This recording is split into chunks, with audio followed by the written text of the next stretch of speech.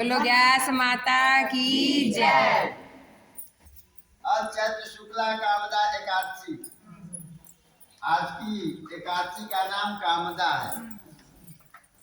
धर्मराज युधिष्ठिर कहने लगे, हे भगवान, मैं आपको कोटि कोटि प्रणाम करता हूँ, नमस्कार करता हूँ। अब आप कृपा कर चैत्र शुक्ला एकादशी का महात्म्य बताइए। भगवान श्री कृष्ण बोले, धर्मराज, यही प्रश्न एक समय राजा दिलीप ने अपने गुरु वशिष्ठ से किया था। दिलीप कौन है? रामचंद्र जी के वंशज, पूर्वज, उनके परदादा दशरथ के पापा अज हैं। हाँ, अज के पिता हैं, आज के परदादा। हाँ, अज पर परदादा सभी परदादा है। हर दादा वही दिलीप जी ने अपने गुरु वशिष्ठ से किया था। वही संवाद मैं सुनाता हूँ। प्राचीन काल में रत्नपुर नामक एक नगर था। वहाँ ऐश्वर्यशाली राजा पुंडरीक राज्य करता था। रत्नपुर नगर में ललिता और ललित नाम के दो कीर्तन करने वाले गंधर्व स्त्री थे। गुलाब और कौशल्या नाम था, भजन करने वाले। दोनों स्त्री पुरुष थे। उन्हें दोनों में बहुत प्रेम था। एक समय पुंडरीक की सभा में अन्य गंधर्वों के सहित ललित भी गान कर रहा था, कीर्तन कर रहा था। गाते गाते उसको अपनी प्रिया ललिता का ध्यान आ गया और इसी ध्यान में स्वर टूट गया, मतलब गाना भूल गया। इसके सुर मतलब देवता, सुर नहीं टूटे, स्वर। इसके कारण गाने का स्वरूप बिगड़ गया। ललित के मन का भाव जानकर पुंडरीक ने क्रोध पूर्वक कहा कि तू मेरे सामने गाता हुआ अपनी स्त्री का स्मरण किया, ध्यान किया है, अतः तू मनुष्य को खाने वाला राक्षस बनकर अपने किए कर्म का फल भोगो। पुंडरीक के श्राप से ललित उसी क्षण महाविकराल राक्षस हो गया। उसका मुख अत्यंत भयंकर हो गया। मुख से दुर्गंध निकलने लगी। इस प्रकार राक्षस होकर वह अनेक के दुख भोगने लगा, अनेकों प्रकार के दुख भोगने लगा। जब उसकी पत्नी ललिता को यह समाचार मालूम हुआ कि हमारे पतिदेव श्राप द्वारा राक्षस हो गए हैं, वह अपने पति के उद्धार का यत्न सोचने लगी। इधर ललित राक्षस बना अनेक प्रकार के घोर दुख सहता हुआ घने जंगलों में, वनों में घूमता फिरता। उसकी स्त्री भी उसके पीछे पीछे आई। वह अनेक प्रकार के विलाप करती हुई, रोती हुई एक बार ललिता अपने पति के पीछे घूमती घूमती विंध्याचल पर्वत पर चली गई। वहां पर श्रृंगी ऋषि का आश्रम था।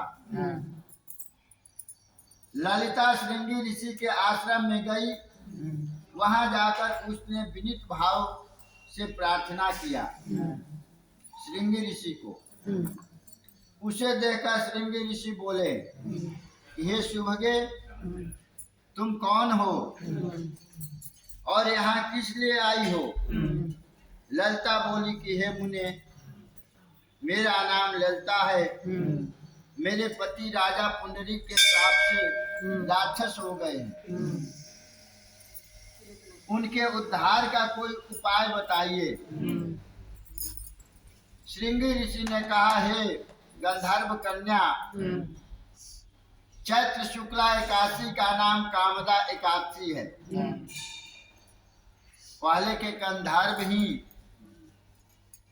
जो कहा गया है कि भगवान के मंदिर में जो नाच गान करता है वो पिछले जन्म के गंधर्व ही होते हैं, मतलब स्वर्ग में रह करके आए हैं, इसलिए उनको भगवान बढ़िया स्वर देते हैं और नाचने का कला देते हैं। लेकिन नाचना भी एक कला है, उस कला को कहाँ प्रकट करना है, हर एक जगह वो अच्छा भी नहीं लगता है। इसलिए कहा गया है कि वह गंधर्व जो थे पहले, वह इस जन्म में कीर्तन भजन करने वाले, नाच गान करने वाले, भगवान को रिझाना। भगवान कैसे ज्यादा जल्दी रिझते हैं? नाच गान से, उनके भजन से। भगवान कहते हैं कि मैं हर एक जगह रहता हूँ, भक्तों के दिल में हमेशा रहता हूँ, लेकिन उसको रिझाने के लिए केवल प्रेम और नाच गान ही भाव प्रकट करना चाहिए। वह कह रहे हैं कि श्रृंगी ऋषि ने कहा है गंधर्व कन्या चैत्र शुक्ला एकादशी का नाम कामदा एकादशी है। उसका व्रत करने से मनुष्य के सब कार्य सिद्ध हो जाते हैं। यदि तू कामदा एकादशी का व्रत करे और उसका पुण्य फल अपने पति को अर्पित करे तो वह शीघ्र ही राक्षस योनि से मुक्त हो जाएगा। मुनि के ऐसे वचन को सुनकर के ललिता ने चैत्र महीना के शुक्ल पक्ष की एकादशी का व्रत किया, जो कि आज की एकादशी है। द्वादशी को ब्राह्मणों के सामने अपने व्रत का फल अपने पति को देने हेतु भगवान से प्रार्थना किया। ब्राह्मण को बुला करके उसका पुण्य जो है संकल्प द्वारा अपने पति को अर्पित किया।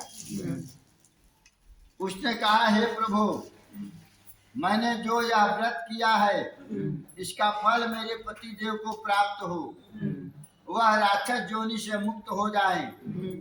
एकादशी का फल देते ही उसका पति राक्षस योनि से मुक्त होकर अपने पुराने स्वरूप को प्राप्त हुआ, पहले जैसा था वैसा बन गया।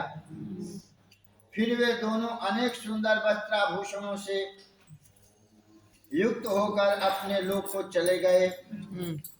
वशिष्ठ मुनि ने कहा, हे राजन, इस व्रत को विधि पूर्वक करने से समस्त पाप नष्ट हो जाते हैं, राक्षस जैसी योनि भी छूट जाती है। परोपकारी विष्णु भक्त न केवल अपना जीवन सुधारता है अपितु भगवान विष्णु की कृपा से अन्य व्यक्तियों का भी कष्ट दूर करता है। हे राजन, कामदा एकादशी को व्रत करने वाला परोपकारी विष्णु भक्त हो जाता है। इसकी कथा पढ़ने या सुनने से अनंत फल प्राप्त होता है, जिसका कहीं अंत न हो उसको अनंत कहते हैं। भगवान विष्णु की कृपा का कोई अंत नहीं है।